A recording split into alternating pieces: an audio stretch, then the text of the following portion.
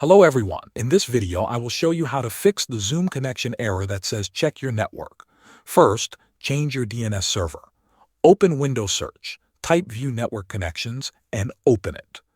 Right-click your active connection. Select Properties. Double-click Internet Protocol version 4. Choose Use the following DNS server addresses. Enter 8.8.8.8 as the preferred DNS, and 8.8.4.4 as the alternate. Next, check your date and time. Right-click the time on your taskbar and choose Adjust Date and Time. Turn on Set Time Automatically and Set Time Zone Automatically. If your date or time is wrong, Zoom may fail to connect. Now, check your firewall, antivirus, or VPN. Sometimes they block Zoom traffic.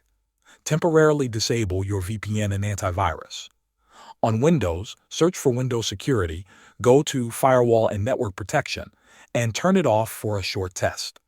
Then open Zoom again. If it works, add Zoom as an allowed app and turn your protection back on. Finally, make sure you are using the latest version of Zoom. Open Zoom and check for updates. If the problem continues, uninstall Zoom and download the latest version from the official website. This should fix the connection error. Thanks for watching.